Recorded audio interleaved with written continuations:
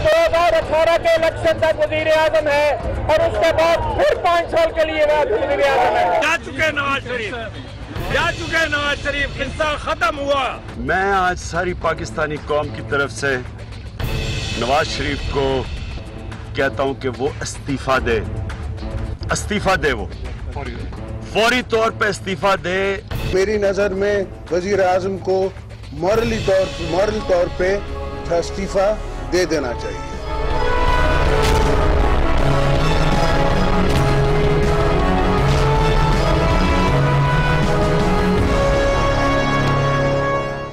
जी बिस्मिल्लाहिर्रहमानिर्रहीम, अस्सलाम वालेकुम नाज़रीन, मैं हूं आसमा शिराजी। प्रोग्राम है फैसला आपका, और फैसला एक अदालत ने भी किया, बहुत अहम फैसला। दिन भर आपने हमारी ट्रांसमिशन देखी, उससे तो आप अपडेट हो चुके जो फैसले हुए हैं। मोटी मोटी कुछ बातें जो कि आपकी याद दहानी के लिए और आज की डिस्कशन के लिए जरूरी है कि सुप्रीम कोर्ट ने कुछ सवाल उठाए हैं उस JIT की इन्वेस्टिगेशन के लिए, उस मुश्तरका तहकीकाती कमेटी की जो कि JIT बनाई जाएगी या अब कॉन्स्टिट्यूट करेंगे। 7 दिन के अंदर अंदर वजीर आजम पाकिस्तान या हुकूमत पाकिस्तान जो इन्वेस्टिगेट करेगी पानामा पेपर्स के जो एलिगेशंस हैं, इल्जामात हैं, जिसके ऊपर जो इमरान खान साहब भी और दीगर जो रहनुमा थे वो कोर्ट गए थे। पानामा केस के फैसले में सुप्रीम कोर्ट ने जो JIT के लिए TORs रखे हैं उसमें कुछ सवालात हैं कि उसकी बुनियाद के ऊपर जाके आप इन्वेस्टिगेट करेंगे। पहला सवाल उन्होंने ये रखा कि गल्फ स्टील मिल कैसे बनी और किस तरह फरोख्त हुई, गल्फ स्टील मिल फरोख्त हुई और वाजबात कैसे मुंतकिल हुए, सरमाया कैसे जद्दा से लंदन और लंदन से कतर पहुंचा, इसका जवाब नहीं है और इसके ऊपर खोसा साहब ने बहुत खूबसूरत रिमार्क्स भी लिखे। नवाज शरीफ के कम उम्र बेटों ने 90 की दिहाई में लंदन फ्लैट्स कैसे खरीदे, दौरान समात अचानक कतरी शहजादे के खत आ जाना हकीकत है या फसाना, यह भी लिखा गया। कतरियों के फ्लैट्स में शेयर्स की शफाफियत क्या है, नीलसन और नेस्को जो कि मुबैना तौर पर मोहतरमा मरियम नवाज साहिबा की कंपनी है, उनसे फायदा उठाने वाले कौन लोग हैं, हिल मेटल और फ्लैगशिप इन्वेस्टमेंट लिमिटेड और दीगर कंपनीज जो कि उनके बेटे हसन नवाज की कंपनीज है, उसके लिए जो सरमाया है वो कहां से आया। ये वो सवाल हैं जिसको जो कि बहुत सादा हैं, इसके ऊपर इन्वेस्टिगेशन की जानी है और ये कोर्ट ने TORs भी रख दिए या सवाल भी रख दिए जो कि आगे जाके पता चलेगा। अब मिठाइयां बट रही हैं, PTI भी मिठाई बांट रही है और PMLN भी मिठाई बांट रही है। अवाम जो है वो शिशदर है, समझ नहीं आ रहा किसकी मिठाई खाएं और किसकी मिठाई छोड़े। बहरहाल ये फैसला किसके हक में है, अभी तक ये सबसे बड़ा सवाल है। इस मुकदमे में जीता कौन है और हारा कौन है, ये सवाल अभी तक मेरे पास मौजूद है और मैं ये सवाल पूछूंगी कि प्राइम मिनिस्टर बच गए हैं या फंस गए हैं। ये एक अहम सवाल होगा। और फिर जिसका पूरे फसाने में जिक्र ही नहीं है, यानी पूरा जो मुकदमा चला वो मोहतरमा मरियम नवाज साहिबा के मेफेयर अपार्टमेंट्स, उनकी जो शेयर्स हैं उसके हवाले से चलता रहा पनामा के। और जब फैसला आया है तो उस पर रिस्पोंडेंट्स जो हैं वो नंबर 1 प्राइम मिनिस्टर हैं जो कि इनडायरेक्ट हैं इसके अंदर, और जो 7वां और 8वां रिस्पोंडेंट इसमें बनाया है जो कि अब फरीक होंगे इसमें, वो होंगे जनाब हसन नवाज साहब और हुसैन नवाज साहब। तो मरियम नवाज साहिबा का जिक्र क्यों नहीं किया गया इस फैसले के अंदर। फिर पीपल्स पार्टी ने तो बहुत वाज़ेह लफ्जों में मुजम्मत कर दी 3 जजों की, 2 की नहीं की। तो ये मामला किधर जाएगा, पीपल्स पार्टी और PTI इकट्ठे हो सकते हैं, नहीं हो सकते। आज के इस प्रोग्राम में हम कुछ उन बातों पे का तस्करा करेंगे जो दिन भर आपने नहीं सुनी। मेरे साथ एक बहुत ही बड़ा और हैवी पैनल है। मेरे साथ है जनाब मेजर जनरल रिटायर्ड एजाज साहब, जनरल एजाज अवान साहब, सर बहुत बहुत शुक्रिया। जनाब मिफ्ताह इस्माइल साहब, और हमेशा मुस्कुराते रहते हैं, पाकिस्तान मुस्लिम लीग नवाज से इनका ताल्लुक है, बहुत शुक्रिया। फवाद चौधरी साहब, अगेन इनके आने के बाद बड़ा मजेदार हो गया था पनामा केस। स्पोक्स पर्सन है पाकिस्तान तहरीक इंसाफ के। मोहतरमा शैला रजा साहिबा, deputy speaker Pakistan Sindh assembly Pakistan Peoples Party की सीनियर रहनुमा है। जनाब मोहम्मद मालिक साहब, अगेन एक बहुत बड़ा नाम, सीनियर सहाफी, लाहौर से में ज्वाइन कर रहे हैं। सो क्विकली, बहुत शार्पली, मैं जो जिनसे बात नहीं हो सकी, यानी मोहम्मद मालिक साहब इस वक्त मेरे साथ हैं तज्जिया निगार के तौर पे, उनसे मैं पूछ लेती हूँ। मालिक साहब, आपको आज का जो ये जो फैसला है उसके बाद पॉलिटिकल एनवायरनमेंट क्या लग रहा है और फैसला असल में किसके हक में आया? चले, thank you for making me the first one two carry the cross. नहीं, देखें, जहां तक तो रूलिंग पार्टी का ताल्लुक है, मेरा ख्याल है prime minister under the circumstances इससे बेहतर फैसले की ख्वाहिश नहीं कर सकते थे, क्योंकि जो एक बहुत बड़ा इशू था उनकी डिस्क्वालिफिकेशन का और सारा इशू वो एक बड़ा करीब से गुजरा 3-2 के रेशो से। लेकिन आई थिंक कि ये अभी जिस तरह खुशी इनकी प्रीमेच्योर है पीटीआई की, आई थिंक इसी तरह मुस्लिम लीग को भी थोड़ा सा इसको प्रूडेंटली देखना पड़ेगा। आपने 2-3 बातें बड़ी अच्छी पॉइंट आउट की कि बड़ा इंपॉर्टेंट एक इशू था जो बहस भी थी, वो थी मरियम नवाज की प्रॉपर्टीज का, उससे रिलेटेड था disqualification related of captain Safdar. Hudaibiya का इशू था जो जिसमें बैरेट था पूरे इशू में, उसके बारे में भी बहुत थी कि अगर वो खुलता है तो वो कितनी दूर तक टच करेगा, पंजाब चीफ मिनिस्टर उसकी जद में आते हैं कि नहीं आते। ये काफी इश्यूज थे जो अब साइड पे हो गए हैं। लेकिन जिस तरह अब स्ट्रक्चर हुआ है, देखिए ये मेरा ख्याल है इस लिहाज से अलार्मिंग भी है कि अब वजीर आजम डायरेक्टली क्लब कर दिया कोर्ट ने विद हिज सन्स। बिल्कुल। और जो अब टर्म्स ऑफ रेफरेंस बन रहे हैं जी हाँ, उसमें जजेस ने जिन्होंने एक्सट्रीम डिसीजन नहीं भी लिया, justice Khosa, justice Gulzar being the exception, बाकी 3 जजेस ने भी एक काफी क्वेश्चन मार्क्स रेज करके कंडीशनल किया है, कंडीशनल कर दिया। और अच्छा, कमेटी जो अब जो जेआईटी बनेगी वो भी इस कोर्ट ने अभी अप्रूव करनी है। बिल्कुल। नाम रेकमेंड होंगे, हाँ। इन चेंबर्स रेकमेंड होंगे, और ये नाम मेरा ख्याल है बहुत आगे देखने की बात ये होगी कि चीफ जस्टिस जो सा नया पैनल बनाएंगे जिस तरह इन्होंने रेकमेंड किया है, हाँ। बेंच बनाए, अच्छा, उस बेंच की कॉम्पोजिशन क्या होगी, बिकॉज उस बेंच की ये इंपॉर्टेंट है जो स्पेशल बेंच की बात होगी सेकंड राउंड पे। एग्जैक्टली। मैं मज़हर साहब ने भी हमें ज्वाइन किया, मैं क्विकली उनसे भी पूछ लूं, जनरल साहब से और बाकी सब के पास आती हूँ बारी बारी। मज़हर साहब, आपको क्या लगता है पॉलिटिकल सिचुएशन किस तरह से इमर्ज हो सकती है, क्योंकि पीपल्स पार्टी ने तो साफ कह दिया है कि हमें ये काबिल कबूल नहीं है ये फैसला। पीटीआई ने तो मुबारकबाद दी है, खान साहब को समझ में नहीं आया अभी तक, या वो जानबूझ के मतलब टाइम दे रहे हैं इस चीज को? नहीं, मेरा ख्याल है इमरान खान साहब का रिएक्शन उस लिहाज से गलत नहीं है। अच्छा, क्योंकि एक ऐसा फैसला जो 3-2 से अपेरेंटली नवाज शरीफ साहब के हक में गया है, तो 2 बड़े स्ट्रॉन्ग जजेस ने फैसले में जो डिसेंटिंग नोट्स लिखा है वो बड़े स्ट्रॉन्ग नोट्स हैं, और इवन जो बाकी 3 जजेस के भी जो फैसले हैं उनमें से किसी एक जज ने भी मियां साहब को क्लीन चिट नहीं दी है। तो ये इटसेल्फ जो है वो, इसीलिए मुझे मुस्लिम लीग नून का, अभी मालिक बिल्कुल ठीक कह रहे थे कि मुस्लिम लीग नून ओवर रिएक्ट कर गई। मुस्लिम लीग नून अगर सिंपली आके ये कहते कि हम इस फैसले से मुतमईन हैं और उस तरीके से, तो वो उस तरीके से जो आप एकदम जिस तरह आमतौर पर पीटीआई का रहा है कि माजी में जिस तरीके से वो ओवर रिएक्ट करते थे, आज मुझे मुस्लिम लीग नून ने ओवर रिएक्ट किया इस फैसले पे, क्योंकि बाकी 3 जजेस ने क्लीन चिट नहीं दी है। बिल्कुल। अच्छा, मतलब ये भी बिल्कुल, ये आपने बड़ा शॉर्ट एंड क्रिस्पी इसके ऊपर बात की है। जनरल साहब, मैं चाहूंगी कि शॉर्ट एंड क्रिस्पी आप भी कर दे, क्योंकि अब ये जो जेआईटी है इसके अंदर मिलिट्री के इदारे भी हैं जी, और ये बड़ी डिफरेंट किस्म की जेआईटी बनी है। देखिए, पहले तो अमूमी तौर पे जो मैं समझाऊं कि अभी तक मुस्लिम लीग नून एक स्टैंड लेती रही कि प्राइम मिनिस्टर का तो नाम ही नहीं है। आज उनको साथ उनके क्लब करके कटहरे में खड़ा कर दिया गया है प्राइम मिनिस्टर को खुद, पहली बार कि डायरेक्टली इन्वॉल्व है प्राइम मिनिस्टर ऑफ पाकिस्तान। तो वो जो इनका पूरा स्टांस था पिछले 9 महीने से, और मरियम साहिबा को साइड पे, और मरियम साहिबा साइड पे चलेंगी, और खुद प्राइम मिनिस्टर आंसरेबल हैं, वो 5 अफसरों के सामने जाती तौर पे बैठ के अपनी वजाहत देंगे। इसको अगर हम कहते हैं कि ये फतह है, ग्रेड 19 के जो ग्रेड 19 या 20 के 5 अफसर जो जेआईटी करेंगे, और ये इंटेरोगेशन है, जॉइंट इंटेरोगेशन टीम है जो उनको इंटेरोगेट करेगी, तो ये तो उनका स्टेटस बहुत उससे नीचे आ गए हैं, और अब तो डायरेक्टली क्लब होके उनको। तो आपके ख्याल में पीटीआई जीत गई? नहीं, पीटीआई जीती या नहीं, अब 2 जजेस का ये कह देना कि जी वो आर्टिकल 62-63 के अंदर सादिक रहे ना अमीन रहे और उनको रिमूव कर देना चाहिए, ये एक बहुत बड़ी स्ट्रांग जजमेंट है जो उनके खिलाफ आ गई है।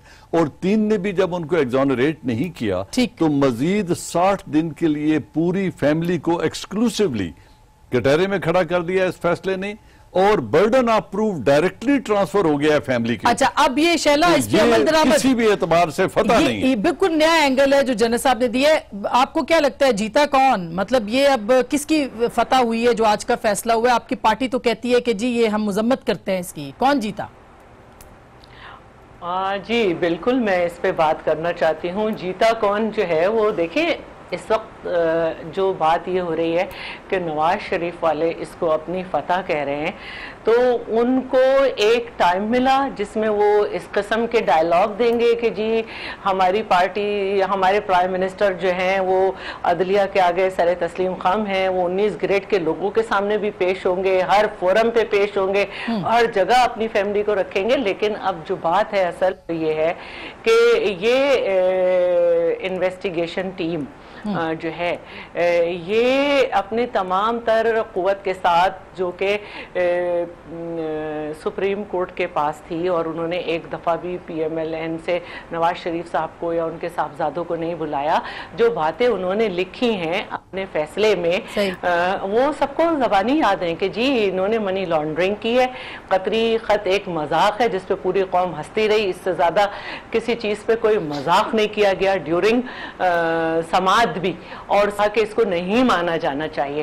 तो ये सब कुछ कहने के बाद भी अगर 3 लोगों ने डिसीजन नहीं दिया और रास्ता दे दिया इनको इधर का कि वो एक 19 ग्रेड के लोगों के आगे पेश हों, तो क्या 19 ग्रेड के ये 5 लोग इतने पावरफुल होंगे कि सारे शवाहिद इकट्ठे कर एग्जैक्टली वेरी इंपॉर्टेंट ये फवाद चौधरी साहब ये, और उसके बाद एक मिनट रमजान भी आ रहा है, और उसके बाद हम ये स्पेकुलेशन कर लें कि बिल्कुल वो एक ये नतीजा निकाल लें तो सुप्रीम कोर्ट फैसला नहीं सुनाएगी, ये इम्पोर्टेंट है कि क्या ये हाई कोर्ट में जाएगा, वहां पे लड़ा जाएगा, बहुत इंपॉर्टेंट है। तो एक टाइम हो गया पूरा। बिल्कुल ये जो शैला ने पॉइंट उठाया ना कि ये इतने पावरफुल लोग होंगे कि वजीर आजम पाकिस्तान को इन्वेस्टिगेट कर सके, और फिर उनके 2 साहबजादे जो है वो बैरून मुल्क रहते हैं, उनके शहरी भी हैं, तो उनको भी लाया जाएगा इसमें और फिर इन्वेस्टिगेट किया जाएगा प्रॉपरली।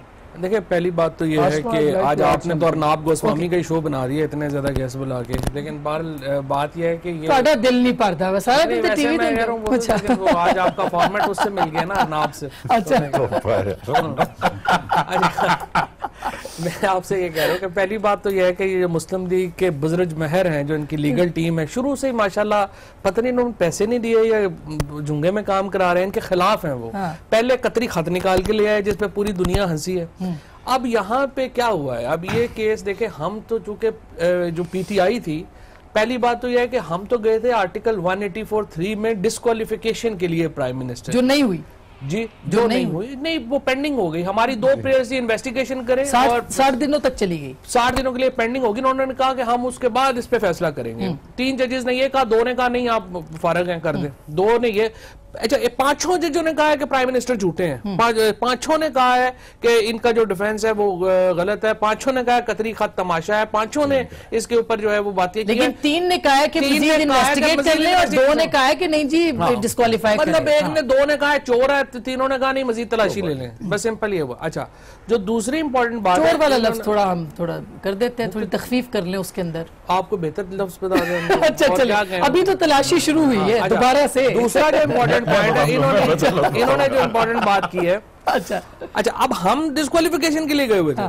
अब हुआ क्या है, अब इन्होंने ये, अब प्राइम मिनिस्टर को आप कह रही है ना कि वो इतने पावरफुल लोग हैं कि वो क्या, सुप्रीम कोर्ट ने एक जॉइंट इन्वेस्टिगेशन टीम बनाई है। जॉइंट इन्वेस्टिगेशन टीम अब क्या है, जॉइंट इन्वेस्टिगेशन टीम का मतलब यह है कि प्राइम मिनिस्टर और उनके बेटे उनके पास बयान रिकॉर्ड कराने के लिए गए और उन्होंने कहा नहीं आप वापस नहीं जा सकते, आपके पास आपकी गिरफ्तारी के लिए काफी मवाद मौजूद है।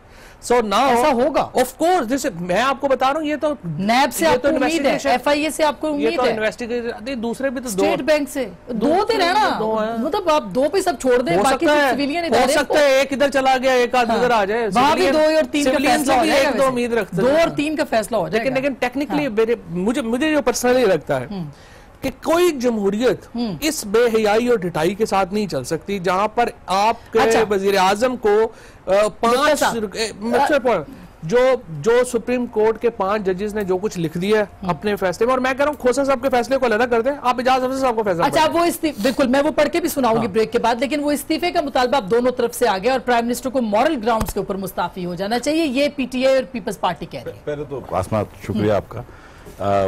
जब कोर्ट में थे और जब फैसला सुनाया तो हम एक दूसरे को मुबारकबाद दे रहे थे, इन लोगों के तो मुंह लटके हुए थे। तो उसके बाद अगर ये बड़े खुश थे, थोड़ी देर बाद इनकी 7 प्रेयर्स थी। जब प्रेयर नंबर 1 थी कि प्राइम मिनिस्टर को डीसीट करा जाए, वो प्रेयर मुस्तरद हो गई। नहीं मुस्तरद हुई, एक मिनट, अब मुझे बोलने दे। सेकंड इनकी प्रेयर थी कि प्राइम मिनिस्टर को और उसकी फैमिली को ईसीएल पर डालो, वो मुस्तरद हो गई। इनकी जितनी प्रेयर्स थी वो सारी की सारी मुस्तरद हो गई। जो कमीशन जो जेआईटी बनाए वो तो हम 1 साल पहले कह रहे थे कि जेआईटी बना लो। इनके पास ओनस था कि बर्डन ऑफ प्रूफ इनके पास था कि प्राइम मिनिस्टर के खिलाफ शवाहिद लेके आए। ये कह रहे थे कि प्राइम मिनिस्टर तो गिल्टी है। अभी उन्होंने प्राइम मिनिस्टर को कह दिया, by the way prime minister को ही साबित करना पड़ेगा कि वो बेकसूर है। ये जेआईटी है, प्राइम मिनिस्टर से वो सवाल पूछेंगे, प्राइम मिनिस्टर उसका जवाब देंगे, यानी बारे सबूत प्राइम मिनिस्टर पर खानदान पे प्राइम मिनिस्टर से सवाल पूछेंगे। उसके बाद ये रिपोर्ट जाएगी कोर्ट को, उसके बाद कोर्ट फैसला करेगी कि क्या इसके बारे में अब मुकदमा दायर हुआ कि नहीं, और फिर एक ट्रायल कोर्ट में अगर चाहे कोर्ट तो केस होगा। ये एक प्रोसेस है। द फैक्ट इज कि जितनी ये लोग चीजें चाह रहे थे वो कुछ भी नहीं हुई। हम ये चाह रहे थे कि इन्वेस्टिगेट हो जाए, वो इन्वेस्टिगेशन के लिए वी आर रेडी। ये बात करनी कि प्राइम मिनिस्टर 19 ग्रेड के अफसर के सामने चले जाएगा, तो इस मुल्क में तो कानून की बारदस्ती। अगर हजरत उमर रजी अल्लाह ताला अन्हु से लोग पूछ सकते हैं तो प्राइम मिनिस्टर नवाज शरीफ से क्यों नहीं पूछ सकते? हजरत उमर रजी अल्लाह ताला के पास हिसाब किताब था, तो प्राइम मिनिस्टर से क्यों नहीं पूछ सकते? तो प्राइम मिनिस्टर पूछ ले। और अगर आप 1980s की और जो आप गल्फ के अंदर आप बात कर रहे हैं 1980 में, मुझे फिनिश करना जरा सा।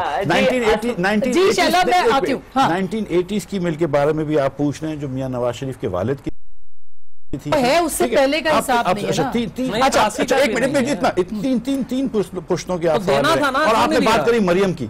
मरियम के ऊपर एक जो बात थी, और ये जज ने लिखा भी है, मरियम के ऊपर बात थी कि मरियम जो थी वो मियां साहब की डिपेंडेंट थी और ट्रस्टी थी। उन्होंने कहा कि कोई शवाहिद नहीं आए मरियम को, इसीलिए उन्होंने डायरेक्ट प्राइम मिनिस्टर पे कर दिया।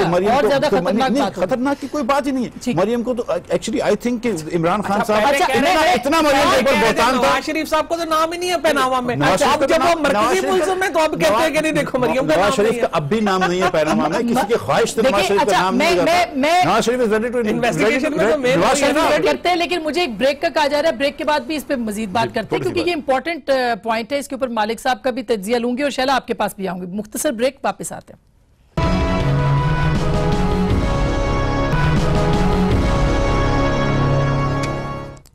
वेलकम बैक नाजरीन, एक दफा फिर आपको खुशामदीद कहते हैं। मालिक साहब, टाइम जाया किए बगैर आपके पास आऊंगी, फिर शैला साहब के पास जाऊंगी कि क्या आपको नहीं लगता कि ये जो फैसला अब आ गया है इसने और कंफ्यूजन बढ़ा दी है और 60 दिनों के अंदर अब फिर क्योस ही होगा, इसके अलावा कुछ नहीं? नहीं, देखें, मैंने आप जैसे शुरू में कहा था आसमा, इट डिपेंड्स कि जो सा स्पेशल बेंच बनेगा उसकी क्या कॉन्स्टिट्यूशन होगी, क्या कॉम्प्लेक्शन होगी। क्योंकि इस फैसले में वाजे लिखा हुआ है कि हर 2 हफ्ते के बाद रिपोर्ट वो लेंगे, उनसे प्रोग्रेस मॉनिटर करेंगे। और अगर इस बेंच ने, जो आउटगोइंग बेंच है जिसने फैसला किया है, इसने सेलेक्ट करना है उन ऑफिसर्स को, उन्होंने उसके प्रोग्रेस को मॉनिटर करना है।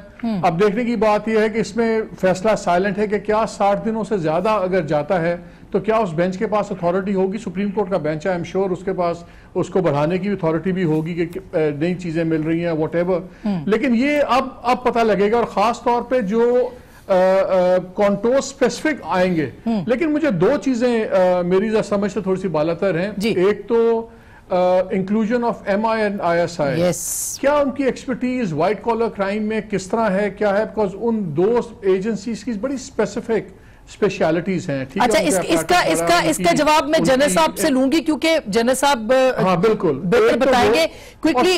सेकंड जैसा कि मुझे एक एतराज है फैसले पे कि जिस तरह फैसला शुरू किया गया बड़ा हॉलीवुड मूवी स्टाइल में, बाय कोटिंग वो मरियम गॉडफादर से।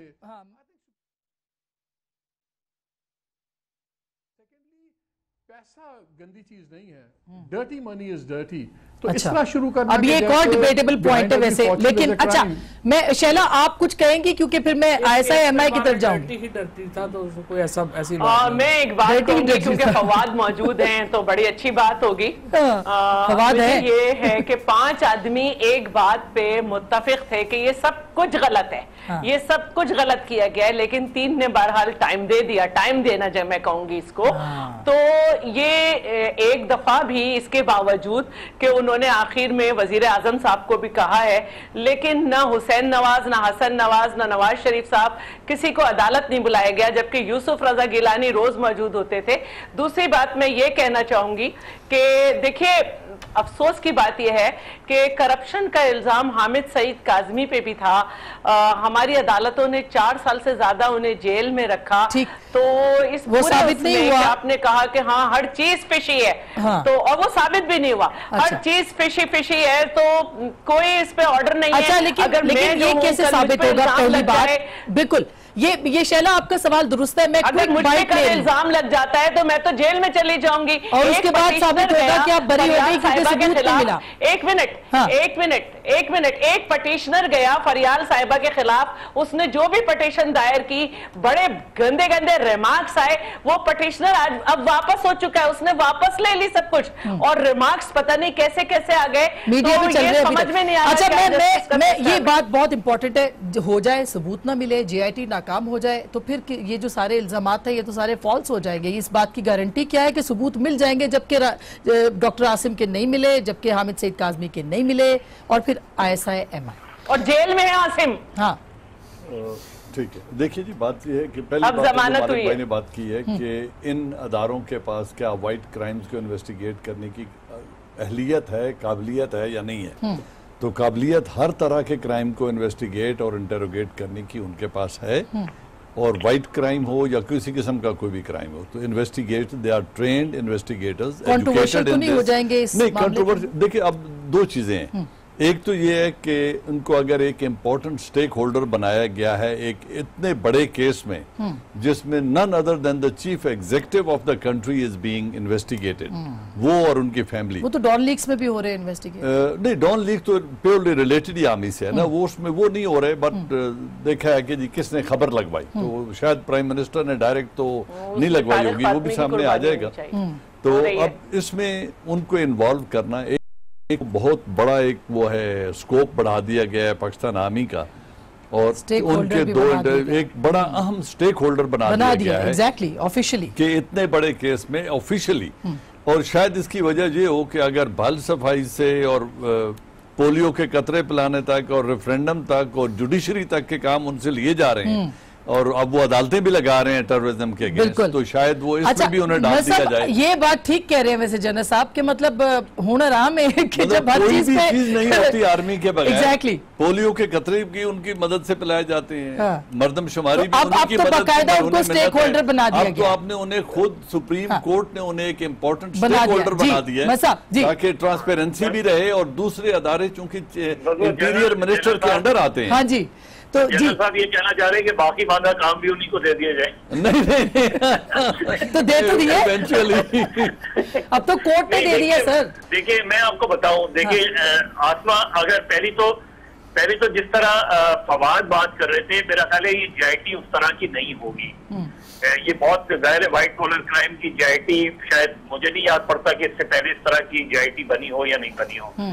दूसरी चीज ये कि इसमें जो JITs में इसके काम होते हैं और जिस तरह के कन्फेशनल स्टेटमेंट्स या वो, ये उस तरह की नहीं है, क्योंकि इसमें देखिए स्टेट बैंक के आदमी को भी शामिल किया जाएगा। सही, इसमें सिर्फ फर्क यह है कि अक्यूज्ड वजीर आजम है, वरना लीगली तो उज़ैर बलोच की और उसकी JIT में कोई फर्क नहीं है। उज़ैर बलोच, माफ करना उज़ैर बलोच और फवा और डॉक्टर आसिफ वाली JIT हुई, तो ये तो दो हफ्ते में भी रिपोर्ट दे देगी। वो उस तरह की JIT नहीं होगी, मॉडल टाउन वाली भी हो सकती है। मॉडल टाउन वाली हो सकती है, हाँ, वो किसी तरह की भी JIT। लेकिन ये केस लटक गया है। देखिए, ये केस इस लिहाज से लटक गया है कि अब JIT की रिपोर्ट होगी, नया बेंच होगा, ये बेंच नहीं होगा, नया बेंच होगा, वो डिसाइड करेगा इस रिपोर्ट की रोशनी में कि ट्रायल की तरफ अगर जाएंगे तो इलेक्शन ट्राइब्यूनल में जाएगा मामला। बिल्कुल, इलेक्शन ट्राइब्यूनल में जाएगा तो वो मजीद, आपको पता है कि इलेक्शन ट्राइब्यूनल के फैसले कितना टाइम लगता है, मतलब खूखाते की बात है। ये है कि सुप्रीम कोर्ट से एग्जीक्यूटिव पावर जो है वो गवर्नमेंट से ले ली है। ठीक बात है, वो तो ले ली, वो टीओआर भी बना दिए, सब कुछ कर दिया। बात सुन लें कि एक हम थोड़ा सा मिस कैरेक्टराइज कर रहे हैं, जो शैला बहन भी कह रही थी और फवाद भी, एक तो चोर का वर्ड इस्तेमाल नहीं करना चाहिए, सेकेंडली कि ये 5 जजों ने कोई ऐसा फैसला नहीं किया है कि ये चोर है। जो फैसला है वो 3 जजेस का, मेजोरिटी का जज होता है। अभी थोड़ी देर पहले साद रफीक साहब जरदारी साहब को कह रहे थे चोर। नहीं 5 जजों ने नहीं, सर मेरी गुजारिश सुने, 5 जजों का जो फैसला है उन्होंने 5 ने साइन किया है, जो मेजॉरिटी के फैसला है। 2 डिसेंट करें, मेरे लिए वो भी मोहतरम है और बाकी 3 हम सब के लिए वही मोहतरम है। ठीक है, we should not make Supreme Court contestable और कंट्रोवर्शियल, और किसी को भी सुप्रीम कोर्ट के जजों के बारे में कि 3 जजेस जूनियर हैं, उन्होंने इज्जत रखी, जो सीनियर हैं उन्होंने इज्जत रखी। लेकिन फैसले पे तो सब बात कर सकते हैं, फैसले में जरूर बात करें, लेकिन पर्सनलाइज ना करें। ये कहीं पर भी नहीं किया गया है कि मियां साहब की कोई चोरी है या चोरी पकड़ी गई। इन्होंने कहा कि इन्वेस्टिगेशन करें, अभी इन्वेस्टिगेशन मजीद चाहिए, मगर लेकिन सर देखिए उन्होंने फैसले के अंदर ये कहा है कि सबने कहा है कि जी डिसऑनेस्ट है, ये है,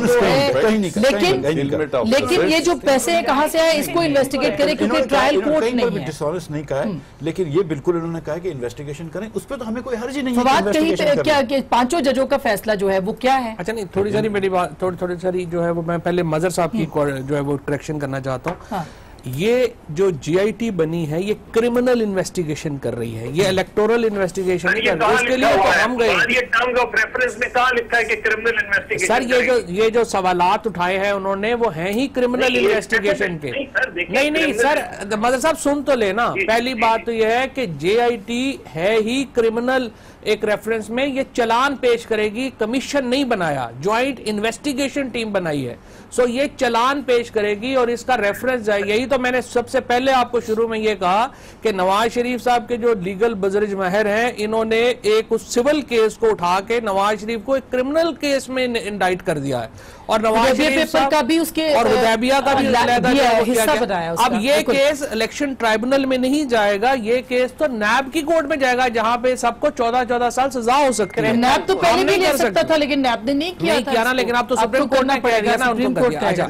दूसरी बात यह है कि जेआईटी जो है उसकी कॉन्स्टिट्यूशन में चाहे उजैर बलोच हो, आसिम हो या नवाज शरीफ साहब की जेआईटी के लीगल कॉनोटेशन में कोई फर्क नहीं। पहाड़ी पे भी जीआईटी, अजमल पहाड़ी पे हो जाए या जो मर्जी। अच्छा, अब ये जो कह रहे हैं उजैर बलोच भी खाना खाता है, नवाज शरीफ भी खाना खाता है, इसका मतलब थोड़ी कि आप इनको एक साथ खड़े कर दें। ये इनका पॉइंट बड़ा स्ट्रांग है कि अगर वो पेश हो गए तो इनके पास तो बड़ा कि हम देखें कानून की हुक्मरानी करते हैं, वो पुराना केस खत्म हो जाएगा।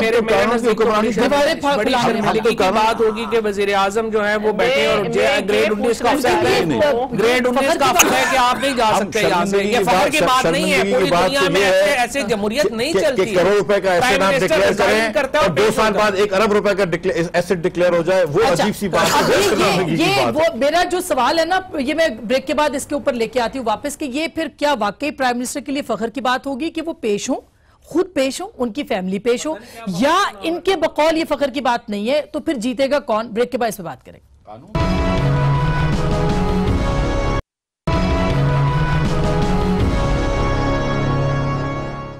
वेलकम बैक नाजरीन, एक दो फिर आपको खुशामदीद कहते हैं। तो अब शैला, आपके नजदीक होगा क्या, मतलब लग क्या रहा है आपको, मतलब जेआईटी बन जाएगी या बहुत सारी जेआईटीज की तरह इसका भी वही हशर होगा जो मुख्तलिफ जेआईटीज का हुआ है?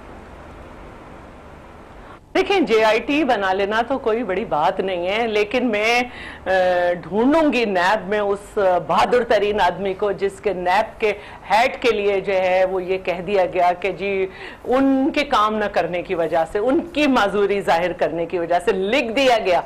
FIA को ढूंढूंगी जिसकी वजह से ये कहा जा रहा है कि उन्होंने भी सही काम नहीं किया, कि उसमें कौन से 2 ऐसे लोग होंगे जो इतने एम्पावर्ड होंगे कि फिर वो 5 के बैलेंस को इसी तरह करेंगे कि 3 एक साइड होकर टाइम दे देंगे या 3 फिर एक साइड कर लेंगे। तो ये 3 वाला जो मसला है, 2 और 3 और 5, वो तो हल कर दिया है ना उन्होंने MI और ISI को डाल के, मतलब करना पड़ेगा ना अब तो मतलब कोई फिर वही 3 और 2 हो जाएगा। तो मैं समझती हूँ कि ये एक बड़ा टाइम मिल गया है। और जब पहले दिन इमरान खान साहब सुप्रीम कोर्ट गए थे, मुख्तलिफ चैनल्स के आप प्रोग्राम उठाएं, लीगल एक्सपर्ट्स ने ये कहा था कि इमरान खान के आगे एक दीवार आ गई है और नवाज शरीफ साहब को टाइम मिल गया है। और मैं समझती हूँ कि ये टाइम वाकई उन्हें मिल गया है, और जैसे कि कहा जा रहा था ये टाइम मिल गया है, टाइम दिया गया है, इसका फैसला आने वाला है और बहुत कुछ होने वाला है। तो फैसला वाकई आया, लेकिन नवाज शरीफ साहब इससे निकल जाएंगे अपने तौर तरीकों से जो अब तक है, मतलब निकलने के चांसेस मौजूद है। शैला का ये बात ख्याल है जो अभी हम बात कर रहे थे पहले कि नैब में कौन सा ग्रेड 19 का अफसर आएगा।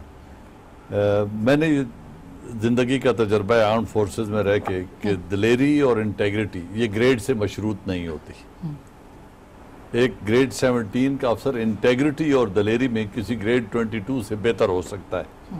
तो ये कहना कि जी कोई नहीं, होते भी हैं, होते रहते हैं।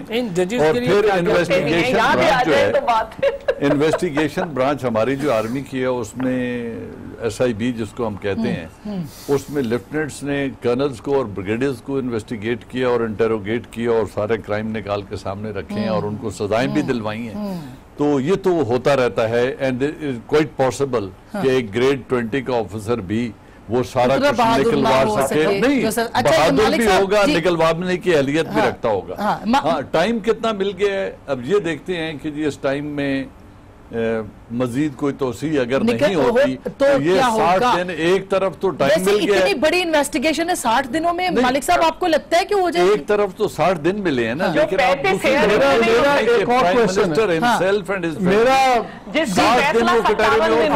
सही। अच्छा जी, सवाल जी सर। मेरा जनरल साहब से क्वेश्चन है। फैसला लिखने में 57 दिन लगे, जिसकी 35 हेयरिंग हुई वो अब 60 दिन में होगा। जी इस बात का कितना इम्कान है कि देखें एक हिस्ट्री है सिविल मिलिट्री रिलेशंस की। इस बात का कितना इम्कान है कि जो सी दो मिलिट्री ऑर्गेनाइजेशंस इसमें इन्वॉल्व हुई हैं उनकी जो फाइंडिंग्स हैं वो अपनी ऑर्गेनाइजेशनल प्रायोरिटी या इंटरेस्ट के ताबे नहीं होंगी और pure on the points of law होंगी।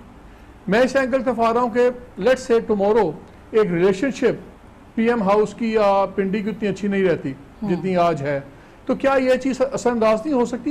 आज भी नहीं है डॉन लीग्स के ऊपर। सिविल मिलिट्री का असल बात यह है कि पांचों मुत्तफिक थे लेकिन दूसरों के हवाले भी इस चीज का भी एक इम्कान होता है। एग्जैक्टली। अच्छा मैं मजहर साहब से ले लूं इसके। जी जी प्लीज। आई रियली थिंक कि आज अगर JIT बना है तो हमको इसमें सिविल मिलिट्री डालना बहुत बुरी बात है। ये कहना कि मिलिट्री वाले जो है वो अपने लीडरशिप को देख के करेंगे और फेयर फैसला नहीं करेंगे, या सिविलियन जो है वो फेयर नहीं कर सकते सिर्फ मिलिट्री, ये क्यों कह रहे हैं? Why are we downplaying and downgrading our own Pakistani? अभी तो कमीशन शुरू हुआ है, कमीशन को काम तो करने दें। जो जनरल साहब ने कहा कि मतलब कोई 17 ग्रेड के ऑफिसर के अंदर इंटेग्रिटी ना हो 20 में आती, ये तो कोई मतलब ये कहीं से बात नहीं होती ना, जिसमें इंटेग्रिटी होती है। So trust our institution, trust our judgement. ये जो आज बातें आ रही हैं कोर्ट ने कानून को बेच दिया। मैं क्विकली मसब आपसे लेके फिर वाइंड अप करती हूँ फवाद पे। जी भाई काम तो वो करेंगे, काम तो जजेस भी हमारे पांचों कर रहे थे। अब और कहां से दोबारा सबूत आएंगे?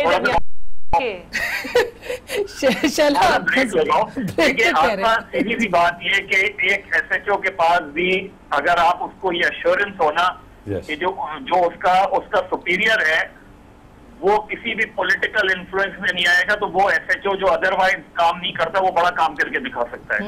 तो सारा मसला ये कि ग्रेड 19 का ऑफिसर भी एक्टिव हो सकता है, ग्रेड 18 का ऑफिसर भी एक्टिव हो सकता है। उसको सिर्फ अश्योरेंस ही हो कि उसकी इस रिपोर्ट की बुनियाद पर उसका ट्रांसफर नहीं किया जाएगा। फवाद साहब देखिए, आपके प्रोग्राम में मैं एक तो इमरान खान साहब कल पार्लियामान में जा रहे हैं। कितनी बड़ी खबर है। पार्लियामान में हम मुतालबा कर रहे हैं अगर इमरान खान साहब पार्लियामेंट जाते रहते तो इससे ज्यादा अच्छे रिजल्ट्स आते।